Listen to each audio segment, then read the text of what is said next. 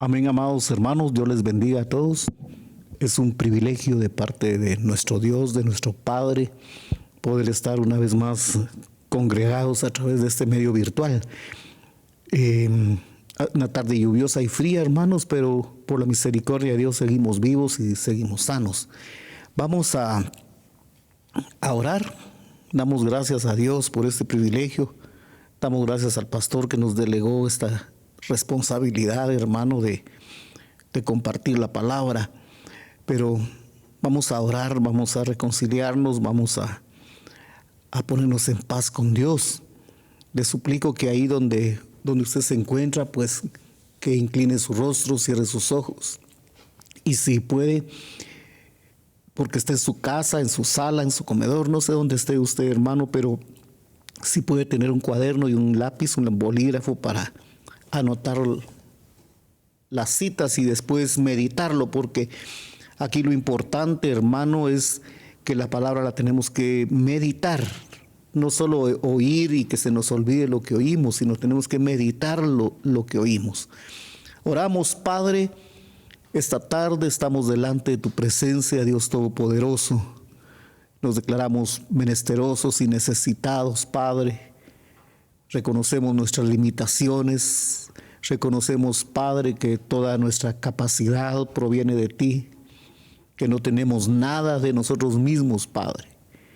Por eso venimos esta tarde humillados, pidiéndote perdón, porque en las horas que van de este día, Padre, hemos hablado, hemos visto, hemos pensado cosas que no están dentro del orden de lo que tú esperas de nosotros.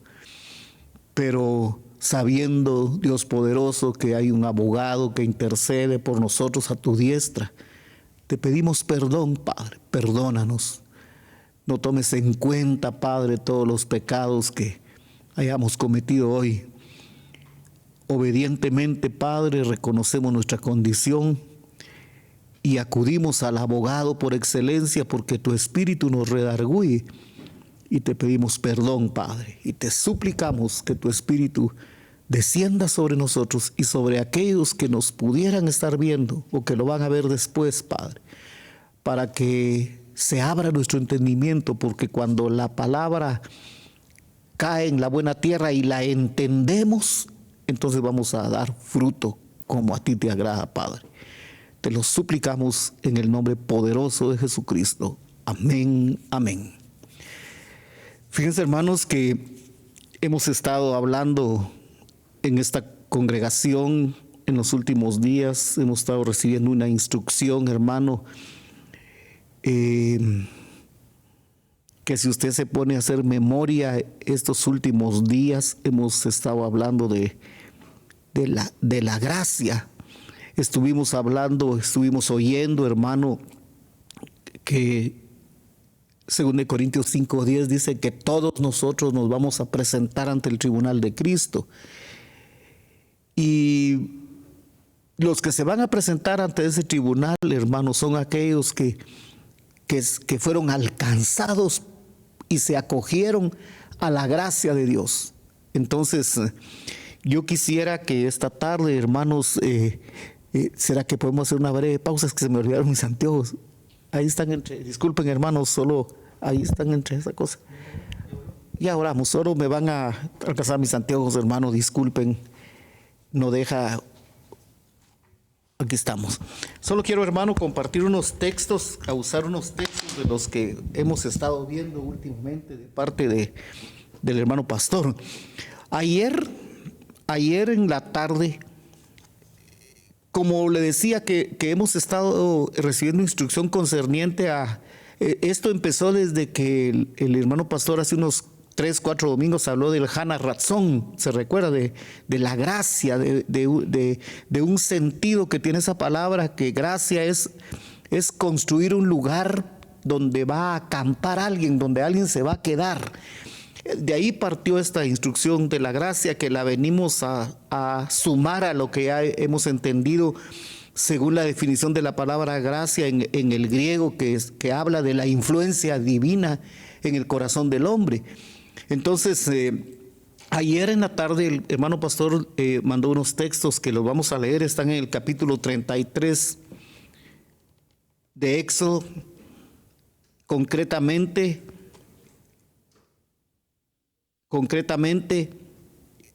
en el verso 16, dice ese verso 33, perdón, ese capítulo 33, verso 16 de Éxodo. Cuando usted lee todo el contexto de ese capítulo, hermano, va a encontrar un diálogo entre un personaje que quizá es uno de los personajes más icónicos, si podemos usar la palabra, más representativos, hermano, de Israel ante Dios, como lo fue Moisés. Hubo hombres tremendos en toda la historia del pueblo de Israel, pero Moisés se distingue entre todos. Y en el capítulo 33 encontramos un diálogo de un personaje llamado Moisés, que al igual que Noé, en el capítulo 6 de Génesis, encontró gracia ante Dios. Entonces, hay un diálogo ahí que es importante. Vale la pena que usted lea todo el capítulo para conocer el contexto. Y aquí hay un diálogo, hay una relación íntima. Y dice el verso 16. Hay una pregunta ahí. Moisés le dice al Señor, a Yahweh, Moisés le dice: ¿y en qué se conocerá aquí que he hallado gracia en tus ojos? Sino en que tú andes con nosotros, y que yo y tu pueblo seamos apartados de todos los pueblos que están sobre la tierra. Le está diciendo Moisés al Señor, hermano, así lo entiendo yo, si miramos otras versiones que nos aclaren más el texto. Está diciendo: tu gracia va a reposar, se va a conocer que hay gracia delante de ti cuando tú camines con nosotros, cuando tú camines con nosotros. Y fíjese, hermano, que miremos unos textos arriba, porque hay algo que es bien importante, hermano, que me llamó la atención. Mire, pues leímos el 33:16, dice: ¿y en qué conoceré que he hallado gracia en tus ojos? Que hemos hallado gracia en tus ojos, yo y tu pueblo, sino en que andes con nosotros, que tú andes con nosotros. Cuando una persona, hermano, que puede ser usted o yo, hemos hallado gracia ante los ojos de Dios, Él va a andar con nosotros, Él va a estar con nosotros. Entonces, leamos unos versos un poco atrás en el capítulo en el verso número 14, dice Moisés en ese diálogo.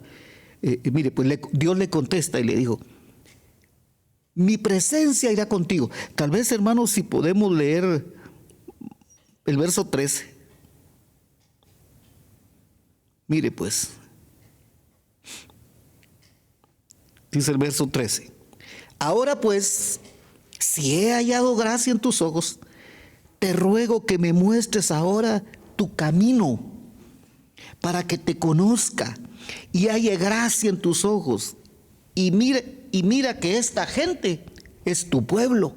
Luego dice el 14: y Dios le respondió a Moisés y le dijo: mi presencia irá contigo y te daré descanso. Mire lo que le está diciendo Dios a Moisés. Después Moisés le dice: ¿en qué van a conocer en que haya gracia? Sino en que tú camines con nosotros. Pero esa pregunta, hermano, está concatenada directamente con el verso 14, que Dios le dijo a Moisés: mi presencia irá contigo y te daré descanso. Y fíjese, hermano, que cuando uno mira ese mismo verso, el 33:14, casi todas las versiones, si usted las revisa, va a encontrar que Dios le dice a Moisés: mi presencia irá contigo y te daré descanso, y te daré descanso. Pero vemos ese texto, hermano, en la Biblia textual, en la segunda o en la tercera edición, la que usted tenga más a mano, y oiga lo que dijo Dios. Y él dijo: mi presencia habrá de ir contigo y darte reposo. Mire, pues, todas las versiones tradujeron descanso. La Biblia textual hizo una corrección más. Por eso es que a mí me gusta la Biblia textual, porque la Biblia textual copió las palabras del manuscrito original al idioma español. Entonces, porque se copió texto por texto, tal como está escrito. Entonces, si usted busca en la Reina Valera 60 esa palabra reposo, se va a encontrar con la palabra noach. Noach. Y esa palabra noach quiere decir descanso, quiere decir un lugar de quietud, quiere decir estar quieto. Y esa palabra noach, hermano, es la misma palabra que se traduce al español como Noé, el otro del capítulo 6 que encontró gracia ante Dios. Entonces dice, y él le dijo, mi presencia ha de ir contigo y darte reposo. Ahora mire pues, hermano, aquí entra en juego una palabra bien importante que es el reposo de Dios. Noé, a ese hombre allá en Génesis 6 le pusieron por nombre Noé, que quiere decir reposo, que quiere decir reposado, porque la presencia de Dios, hermano, reposó en Noé. Y ahorita voy a mencionar unos textos, hermano, que mire, pues pareciera ser que me voy a salir de la línea de lo que hemos estado viendo estos días. Decía el hermano Otoniel el día lunes, no es que yo no esté en la línea de lo que está diciendo el hermano pastor, sino que me voy a remontar a unas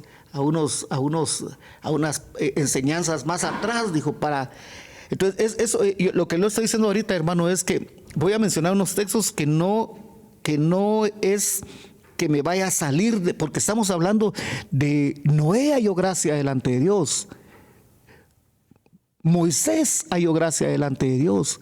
Y en el capítulo 4 de Hebreos, dice el verso 16, que usted y yo podemos acercarnos confiadamente al trono de la gracia para hallar oportuno socorro. Podemos acercarnos confiadamente al trono de la gracia para hallar oportuno socorro. Si Dios nos socorre, hermano, a usted y a mí, es porque hallamos gracia delante de Él. Dios socorrió a Noé, rescatándolo de en medio de una generación, hermano, perversa, de una generación malvada. Y nosotros hemos hallado gracia delante de Dios porque, mire pues, hermano, estamos tan habituados a vivir en este medio, tan habituados estamos a vivir en este medio, que se nos pasa por alto, pasamos inadvertido, que Dios a usted y a mí, hermano, nos ha preservado de la maldad, de la violencia y de todos los géneros de depravación que hay en los ambientes. Me ha preservado a mí, ha preservado a mi familia y lo va a preservar a usted también. Y lo ha preservado a usted. Pero Dios preserva a los Noé, a los reposados. Le dice el Señor a Moisés, mi presencia irá contigo y te daré reposo. Ahora miremos algo, pues vamos al capítulo 23 de Salmos. Espero, hermano, darme a entender. Mire pues, dice el Salmo 23, verso 1.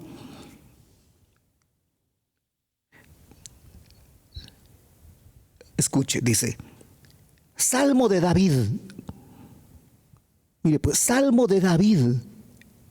Ese David, hermano, también era un escogido de Dios. También fue alguien que halló gracia delante de Dios. Pero David, al igual que usted y yo, porque recuerdes, hermano, que en Efesios capítulo 1, por ahí por el verso 15, dice, le escribe Pablo a los hermanos de Éfeso, pero también lo está diciendo a nosotros. Les dice, en él, está hablando de Cristo, dice, en él también vosotros, habiendo creído. Esa palabra creer es confiar, es ser fiel, es ser obediente. En él también vosotros, habiendo creído en él, porque como consecuencia de que oyeron la palabra de verdad, confiaron y creyeron en él. David, hermano, fue un hombre en su época que confió plenamente en Dios. Por eso es que aquí dice, escuche esto, dice Salmo de David, Yahweh es mi pastor. Nada me faltará.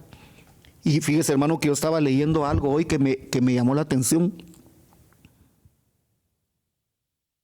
Porque dice que, imagino que ha de ser así también quizá el hermano Otoniel, que algunas veces nos ha dado algunas enseñanzas sobre las ovejas.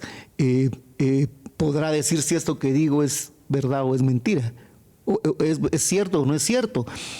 Pero yo leía hoy que todos esos pueblos del Oriente Medio eran pueblos que eran pueblos ganaderos. Y las ovejas era parte de la forma de vida de ellos. Entonces, ¿por qué David está diciendo aquí Yahweh es mi pastor? Porque le decía esto, yo leía que los pastores en el plano literal tenían tres funciones básicas el pastor. Y esas funciones son alimentar. Otra función es cuidar y otra función es proteger. Mire, pues tres funciones básicas del pastor: alimentar, cuidar y proteger. Cuando David escribe diciendo Yahweh es mi pastor, él está convencido aquí, está convicto aquí de que el Señor era su pastor, que el Señor era el que lo alimentaba. Por eso es que, mire, hermano, ese hombre escribió unas cosas bien impresionantes. Por eso le decía, pareciera ser que me estoy saliendo del tema, pero no, vamos a volver a meternos al asfalto. Mire, pues, decía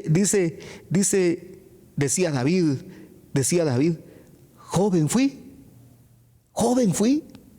Él fue joven. Y recuérdese que David, antes de ser rey, fue pastor de ovejas.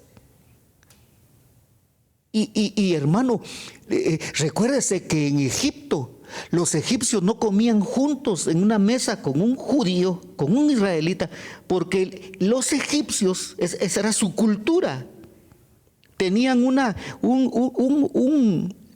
rechazo, hermano, un repudio a los pastores, a la gente que cuidaba, porque fíjese, hermano, que los pastores en el plano literal, por la relación que tienen con la oveja o con el ganado vacuno, creo que se llama, con las vacas y todo eso,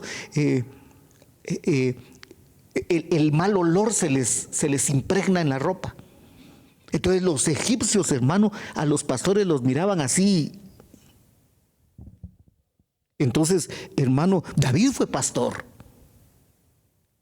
Y como pastor él, su función era alimentar, cuidar y proteger a sus ovejas. Pero ya David aquí está diciendo, hermano, yo estoy convencido en mi mente, le estoy parafraseando el texto, que Yahweh me alimenta. Por eso decía, joven fui. ¡Ey!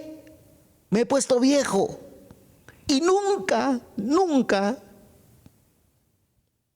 he visto a alguien desamparado, ni a su simiente que me diga pan. Pero esa palabra, hermano, que le acabo de mencionar ahorita, es una promesa de Dios,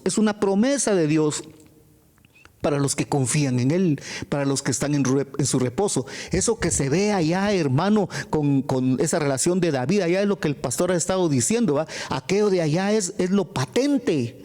Pero hoy nosotros estamos viviendo lo latente. Dios es el que nos provee a nosotros, no tanto el sustento, hermano, físico, literal, porque recuérdese que no solo de pan vive el hombre, sino de toda palabra que sale de la boca de Yahweh. Sigamos leyendo. Yahweh es mi pastor, nada me falta. Me gusta, como le decía hace un rato, la Biblia textual, porque las otras versiones hablan, hermano, dice, Yahweh es mi pastor, nada me faltará. Está hablando a futuro. Y cuando uno investiga esa palabra faltar ahí, fíjese, hermano, que es un verbo aoristo. Los verbos aoristos son verbos que en el idioma hebreo no tienen tiempo en el español. Entonces, cuando decimos Yahweh es mi pastor, nada me faltará, lo tradujeron, no, en el español no hay, el hebreo, el tiempo aoristo no tiene tiempo en español. Entonces pusieron me faltará. La textual hizo una buena traducción. Dice, Yahweh es mi pastor, nada me falta. A usted y a mí, hermanos, si estamos en el reposo de Dios, nada nos va a faltar. Dice, verso 2, aquí donde quiero que lleguemos. Dice, en lugares de tiernos panizales, escuche, me hace descansar. Y luego dice, junto a aguas de reposo, junto a aguas de reposo, me conduce. Toma en cuenta la palabra reposo. Mi presencia irá contigo.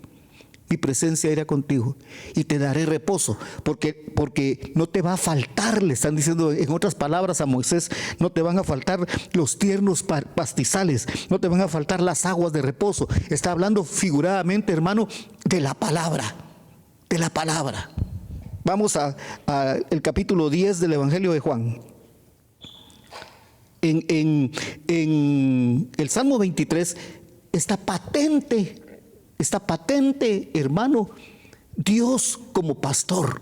Ahora, en el capítulo 10 del Evangelio de Juan, vamos pues, dice el verso 11, mire pues, allá en Israel se patentizó, se hizo patente Yahweh como pastor de un pueblo. Pero primero, hermano, es personal. Primero se hace patente Yahweh como pastor de un hombre que halló gracia, y de un hombre que fue escogido, de un hombre que vivía reposado en Dios, y también para todo el pueblo. Lo mismo que le dijeron a Moisés allá en el capítulo 33, verso 14, 15 y 16. Ahora, lo latente, oiga, yo soy el buen pastor. Está hablando Jesús de Nazaret, Yeshua, diciendo, yo soy el buen pastor. Patente, se patentizó allá Yahweh como pastor. Ahora con nosotros, Jesucristo está diciendo, yo soy el buen pastor. Y el buen pastor su vida pone por las ovejas. Luego dice el verso 14, oiga otra vez, dice, yo soy, algún día, hermano, usted va a oír una enseñanza hablar, ahí hay un misterio cada vez que dice en el 11 y en el 14, yo soy. Hay algo que un día, quizá usted ya lo oyó, ¿verdad? Pero aquí está el gran yo soy de allá del capítulo 3, me parece, de Éxodo. Mire pues, otra vez en el 14, yo soy el buen pastor y conozco las mías, y las mías, está hablando de las ovejas, me conocen. Entonces, la oveja sabe que el buen pastor lo va a llevar a aguas de reposo. Yo, hermano, quisiera entender que esas aguas de reposo es el fluir del Espíritu, y los pastos verdes es la palabra. Entonces, lo que nos mete a nosotros, hermano, al reposo de Dios es la palabra.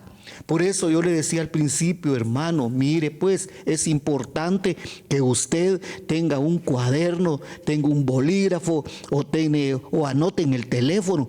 Pero lo importante, hermano, es que usted no se quede solo con lo que me oye decir a mí, o con lo que oye decir al pastor, o oye decir a quien sea. Que usted, hermano, recuérdese que la oveja tiene 4 estómagos. Se pasa rumiando un bocado un montón de tiempo. Entonces, nosotros tenemos que rumiar la palabra y digerirla, porque el digerir la palabra me va a dar a mí entendimiento. Es como la semilla, la palabra es la semilla, son figuras. La semilla es la palabra. Cuando cae en buena tierra, la buena tierra es el que está dispuesto, hermano, a recibir con mansedumbre la palabra que es implantada. Y la lee, y la medita, y la escudriña, y hace un esfuerzo por memorizarla. Bueno, miremos algo más, pues. Regresemos a donde estamos. El hermano pastor mencionó también el día domingo anterior, la última vez que vimos esta transmisión virtual, por las razones que usted conoce, mencionó un verso en el capítulo 5, verso 20 de Isaías 5:20. Ya le voy mencionando 2 textos que el hermano pastor ministró ayer el Éxodo 33:16, habla de gracia, pero los que acceden a la gracia de Dios son los reposados. Mire, pues, mencionó Isaías 5:20. Dice, se lo voy a volver a leer en la Biblia textual, porque la Reina Valera 60 dice, hay de los que a lo malo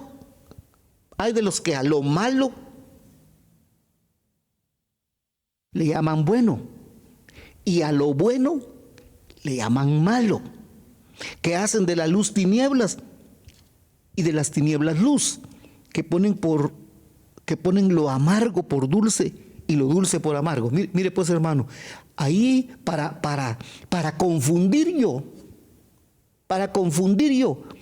dos sabores que son tan marcados, tan enfáticos, tengo que estar con una gran confusión mental. Si vamos al plano literal, hermano, si yo pruebo algo amargo, pero digo, está dulce, o si pruebo algo dulce, yo digo, está amargo, hermano, no cabe duda que hay una confusión en mi sentido del gusto. Hay una confusión en mi sentido del gusto.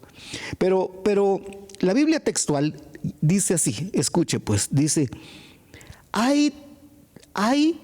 recuérdese que ese ay es una expresión de dolor. Dice, ay, es que nosotros solo leemos, ¿verdad? Esa es una expresión de dolor. Cuando uno dice ay es porque algo le dolió.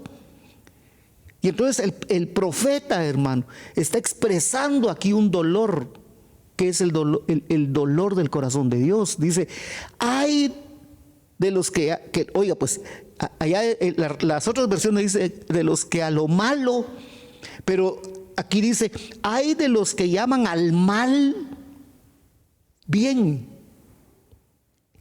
y al bien le llaman mal. ¿En qué está pensando usted? Estamos pensando, hermano, en algo que también el hermano pastor lo mencionó el día domingo en el capítulo 3 de Génesis. Dios, hermano, le dijo a Adán, al varón, le dieron la instrucción, le dijeron, de todos los árboles que están en este lugar, en este huerto, pueden comer ustedes, de todos los árboles. Pero del árbol del bien y del mal. Aquí dice del bien y el mal. Pero del árbol del bien y el mal, ustedes no pueden comer, porque el día que coman de él, van a morir. O sea que estos personajes acá, hermano, en 5:20 de Jeremías, que están comiendo del árbol del mal, porque desde que Eva probó allá el fruto del árbol del bien y del mal, le fueron abiertos sus ojos. Y ahí, hermano, yo creo esto, hermano. Esto lo pienso yo aquí, ¿verdad? Usted no esto lo pienso yo. Pero cuando Eva probó el árbol y le dio de probar a Adán, y siguieron vivos. No hubo muerte física, pero sí hubo una separación de Dios. Se rompió la relación. Esos personajes de 5:20 de Isaías, hermano, no tienen relación con Dios. Los que le llaman al mal, le llaman bien, hermano, no tienen relación con Dios. Están separados de Dios. Y fíjese que a partir de ahí, ellos le entregaron al enemigo de nuestras almas, que el Señor los reprenda. Uso estas palabras para que nos entendamos. Le entregaron el chip de la obediencia. Y de ahí para acá, hermano, la humanidad entró en un proceso de degeneración tan tremendo. Por eso es que ahora cito otro texto que el hermano pastor mencionó el domingo. Vamos a 2 de Timoteo. 2 de Timoteo capítulo 3, veamos el verso 1.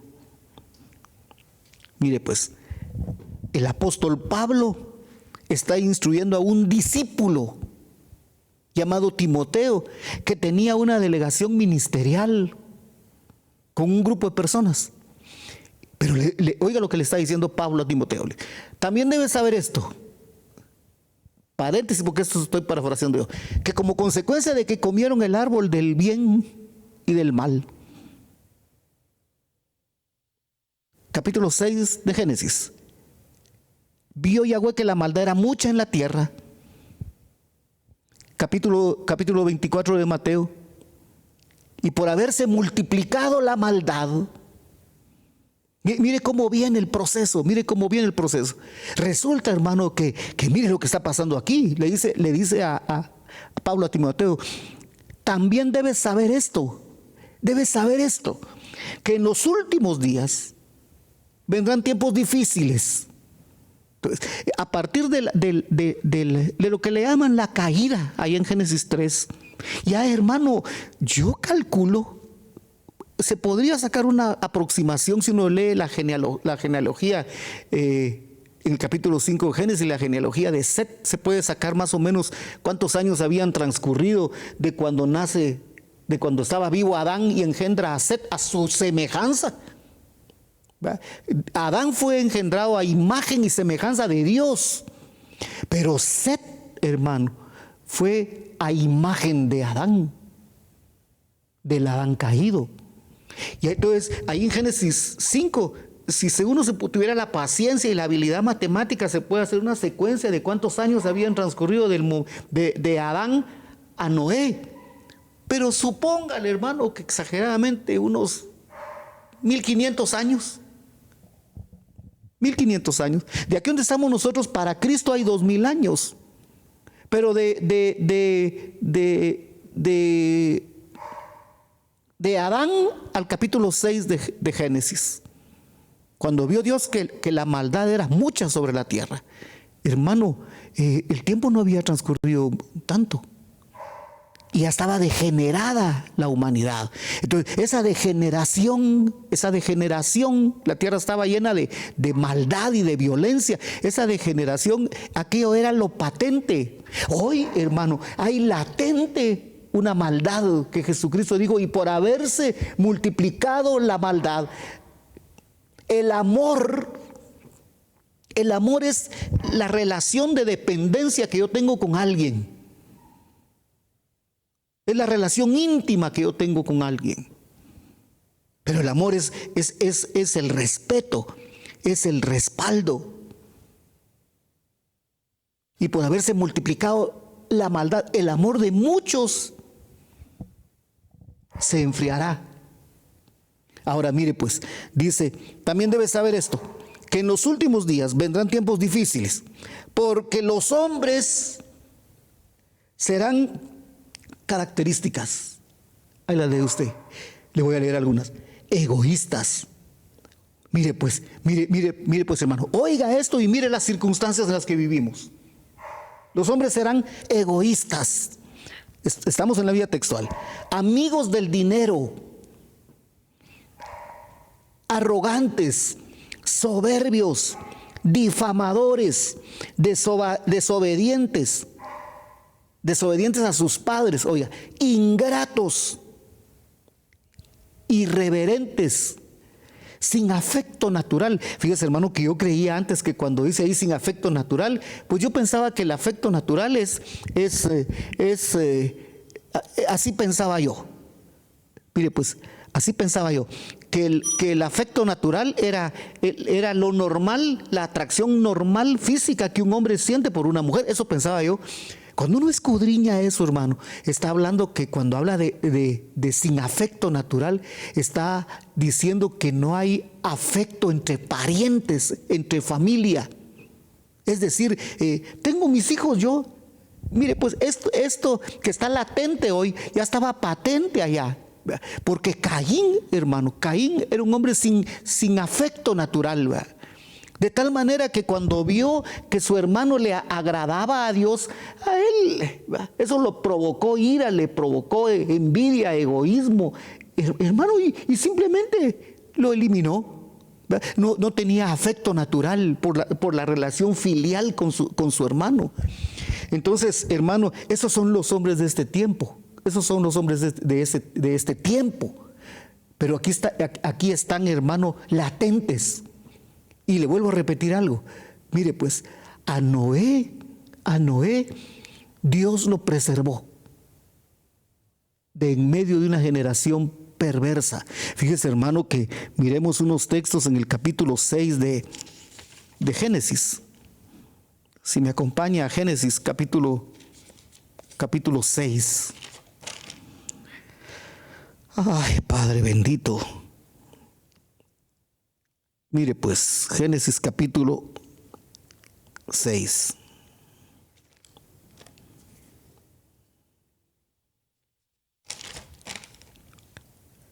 Vamos a ver. Veamos pues. Génesis 6. Mire el verso 5. Hermano, si usted ha meditado lo que oímos el domingo, es lo que estoy hablando hoy. Mire pues, capítulo 6 de Génesis, verso 5, dice: vio entonces Yahweh que la maldad del hombre se había multiplicado en la tierra. Es lo mismo que Jesucristo dijo allá en el capítulo 24 de Mateo, creo que es el verso 12. Y por haberse multiplicado la maldad, esto ya estaba latente, hermano, en los tiempos de Jesucristo. Y hoy se exacerbó porque es el tiempo final. Mire, pues dice, y vio entonces Yahweh que la maldad, oiga, la palabra maldad que aparece ahí es la palabra hebrea Ra, se escribe una R, una A y una H. Es la misma palabra que cuando dice el árbol del bien y del mal. Si usted busca en el Strong esa palabra mal de allá, es la misma palabra maldad de aquí. Es esta maldad de Génesis 6:5, hermano, su origen es Génesis 3. Oiga esto pues, hermano. Y mire, pues estamos leyendo esto, hermano, porque decía el hermano Esdras el día miércoles, usted y yo tenemos que tener conciencia del tiempo que estamos viviendo, conciencia de quiénes somos, oiga, y conciencia de que tenemos que llenar, hermano, ciertos requisitos para hallar gracia delante de Dios. Mire, pues dice que la palabra Ra, que R-A-H, que es la palabra maldad, oiga lo que quiere decir esta palabra, o cómo se puede interpretar esta palabra en el español. Mire pues, cuando hablamos de maldad, Ra, estamos hablando de apariencia. Apariencia. Dice que los hombres van a tener apariencia, o sea, ahí hay maldad, van a tener apariencia de maldad. Apariencia de piedad. Entonces yo me pregunto, nosotros tenemos áreas de maldad en nuestra alma, hermano. Porque ¿cuántos de nosotros alguna vez no hemos aparentado ante alguien? Yo declaro que han habido momentos en mi vida en que he aparentado. Mire pues, le sigo diciendo porque el tiempo nos avanzó. Mire pues, y por haberse multiplicado la maldad, la apariencia, también quiere decir avaricia, calumnia, depravación, desgracia, quiere decir algo feo, algo feroz, impío, oiga, quiere decir injusto, inicuo, maligno, quiere decir perversión, y la definición es que se refiere a todo lo que es moralmente malo o es moralmente dañino, todo lo que causa dolor, cualquier actitud mía, hermano, que le provoque dolor a alguien. A mí me han hecho cosas que me provocan dolor, pero como hermano, mire, pues se recuerda que cuando leímos las características de los hombres del tiempo final en 2 Timoteo 3:1 y 2 decía soberbio, ¿verdad? Mi soberbia no me deja admitir que estoy molesto, que estoy lastimado. pero nosotros, hermano, con nuestras palabras, con nuestra conducta, le hemos provocado daños morales o daños o dolor a otras personas. Por eso es que, hermano, cuando nos presentamos delante de Dios, lo primero que tenemos que hacer es reconciliarnos, porque todos hemos caído en alguna situación de esa, y nos reconciliamos y nos arrepentimos. Pero el arrepentimiento, lo ha enseñado el pastor aquí, proviene de que la escritura, que son los pastos delicados, son las aguas de reposo, hermano, me está alumbrando el área de tiniebla. Cuando yo reconozco que soy aparentador, hermano, entonces me puedo arrepentir de esa maldad que es la apariencia. Amén. Bueno, fíjese, hermano, que sigue diciendo ahí en Génesis. Mire, pues voy a correr porque el tiempo se me fue. Dice el verso 8.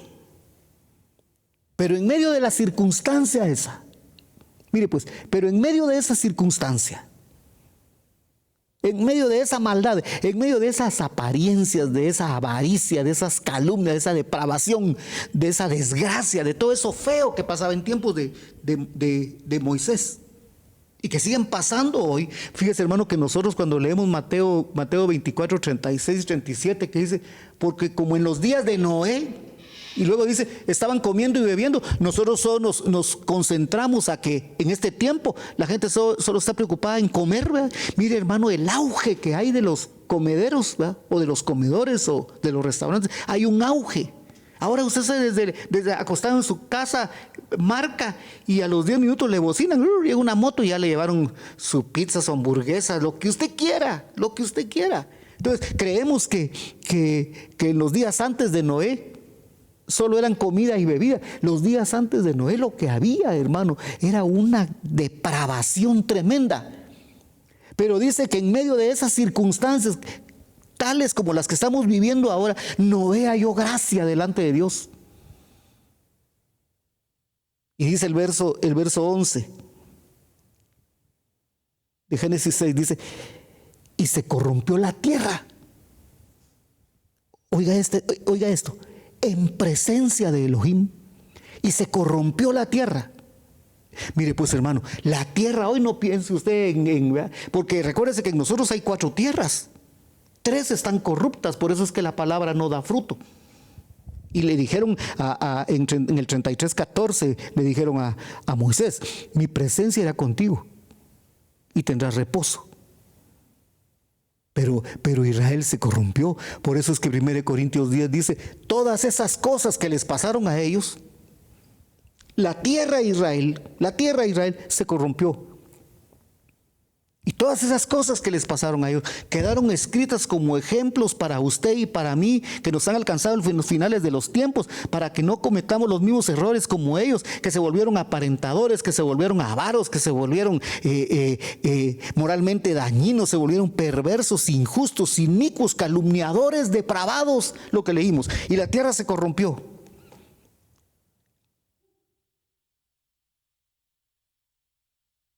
Quiero, hermano, que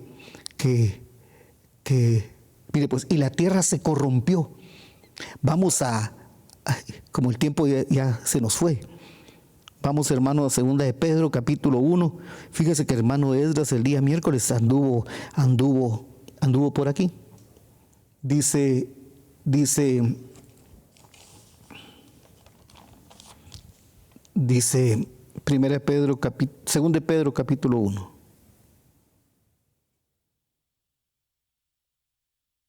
Mire, pues, por aquí pasó hermano Esdras el miércoles. Voy a partir del verso 3, hermano, porque si nos ponemos a hablar del 2, cuando habla de gracia y paz, gracia hemos estado hablando del Haná Ratzón, hemos estado hablando de la influencia divina. Bueno, mire, pues, es que si me paro en el 2, hermano, el tiempo se nos va a avanzar y quiero que miremos por qué Noé halló gracia, por qué Moisés halló gracia, porque mire, pues dice el 2 de Pedro 1:3, le decía que por aquí pasó hermano Esdras el día miércoles. Dice, por cuanto todas las cosas que pertenecen a la vida, pero estamos hablando de Zoe, a la vida viviente, todas las cosas que pertenecen a la vida y a la piedad. Esa palabra piedad, hermano, y a la misericordia, pues, nos han sido concedidas, dice. Escuche, pues, por su divino poder, escuche, pues, mediante el conocimiento pleno. Ahí estamos hablando de aquel término epignosis, por el conocimiento pleno. Si usted mira este verso, hermano, perdóneme la necedad, en la Biblia Reina Valera 60, solo dice mediante el conocimiento, solo está hablando de gnosis. Por eso es que yo, hermano, yo me declaro fan de la Biblia textual. La Reina Valera 60 dice: todas las cosas que pertenecen a la vida de la piedad nos han sido dadas por su divino poder mediante el conocimiento. El conocimiento no lo da la Escritura, pero ese conocimiento, hermano, se puede quedar solo en el área cognitiva de nuestro cerebro, solo se queda aquí. Pero la Biblia textual hizo una traducción interesante. Dice, perdón, hermanos, es que a veces me machuco esta cosa donde no debo. Dice la Biblia textual: mediante el pleno conocimiento. O sea, conocer a Dios verdaderamente, hermano. Job tenía conocimiento de Dios. Pero el trato de la circunstancia, hermano, el trato de la circunstancia hizo que al final Job dijera, yo de oídas te había oído.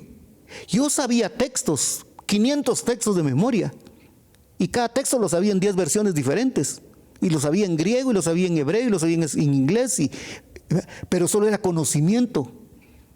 Pero después de ese trato de Job, dice: ahora, yo de oídas te había oído, ahora mis ojos te ven, ahora yo tengo pleno conocimiento, tengo plena convicción de que hay un Dios en los cielos, que es el que me alimenta, el que me cuida, el que me protege. Sigue diciendo: nos han sido consideradas por su divino poder mediante el conocimiento pleno del que nos llamó por sus gloriosas proezas. Mire el verso 4: por medio de las cuales nos ha dado preciosas y grandísimas promesas.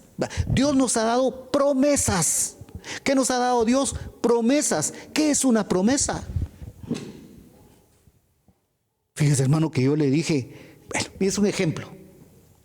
Es que cuando yo dije ahorita, yo le dije a mis hijos, fue porque tuve la intención, pero se me olvidó. Perdónenme si estoy nervioso. Antes de venir estaba nervioso por venir a sentar aquí. Qué responsabilidad, hermano. Pero yo les iba a decir, cuando regrese de la iglesia, vamos a ir a un lugar a comernos un helado. Mire, esa fue una promesa. Pero si ahorita que llegue me dice: fíjate que el fulano y el sutano se portaron re mal, no me hicieron caso, les dije que limpiaran los vidrios y no lo limpiaron, digo, bueno, ya no vamos, ¿verdad? Porque la desobediencia provocó que la promesa se truncara. Dice que a usted y a mí Dios nos ha dado preciosas y grandísimas promesas. Oiga, pues, para que por medio de las promesas lleguemos a ser consubstanciales, es decir, a hacernos uno con la naturaleza divina. Mire, pues, hermano, cuando yo me aferro y le creo a Dios la promesa de que si yo me abro mi mente, me abro mi espíritu a la palabra, cuando es sembrada, esa palabra, hermano, va a caer en buena tierra y va a dar fruto. Entonces se va a habilitar la promesa. Dice, y me voy a hacer... Porque recuérdese que la palabra, hermano, es la genética de Dios implantada en usted. Y me voy a hacer uno con Dios. Dice, mire, pues, para que lleguemos a ser consubstanciales. La otra versión dice, para que por ella llegase a ser partícipes. Me gusta esa palabra, es que tal vez que suena raro. Consubstancial, es decir, la misma esencia con la naturaleza divina. Ahora, oiga esto. Oiga esto, recuérdese que leímos en Génesis 6 que la tierra se había multiplicado la maldad y que la tierra se corrompió. Fíjese, hermano, que esa palabra corromper en el griego es una palabra que se dice sorá, pero antes lleva una E. Es que no sé cómo se pronunciarán esos idiomas tan raros. Se escribe así, una F, una D y después sorá, sorá, sorá. Corrupción es sorá. Quiere decir destrucción. Mire, pues, corrupción quiere decir destrucción. Hay 3 términos que yo tomé porque hay un montón. Destrucción quiere decir decadencia y quiere decir corrupción moral. Entonces dice, habiendo huido de la corrupción, habiendo huido de la decadencia, habiendo huido de la corrupción moral que hay en el mundo. Fíjese, hermano, es que hay cosas que no se pueden decir en televisión. Hay cosas que no puedo decir aquí. Iba a decir algo, pero cuando hablamos de corrupción moral, hermano, hay cosas que no se pueden decir acá.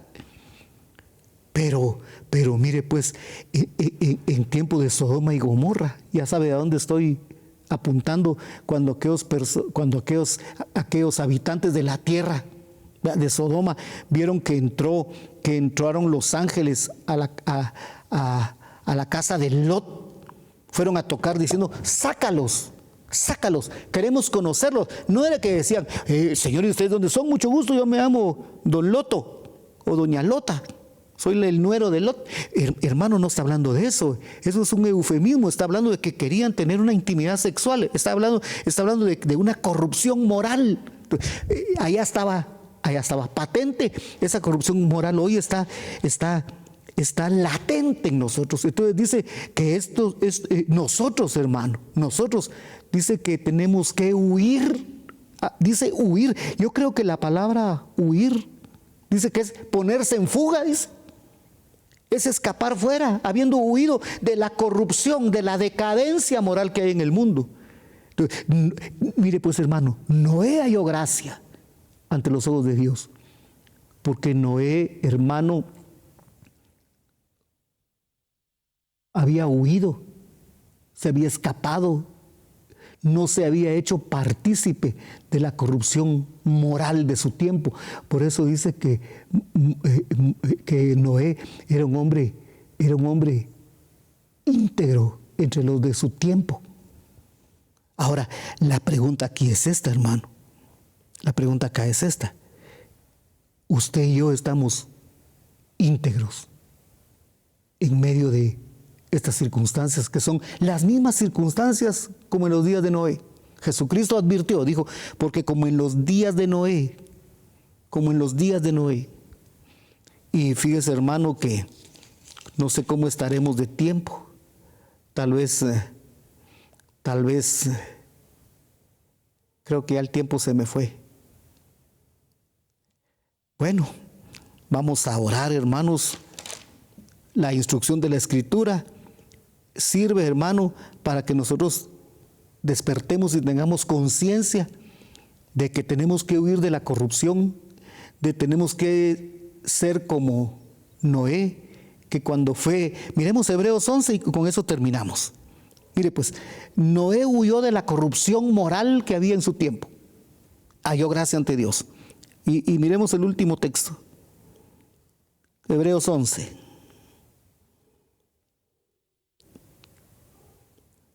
Ya estamos en Hebreos 11. Mire pues, dice,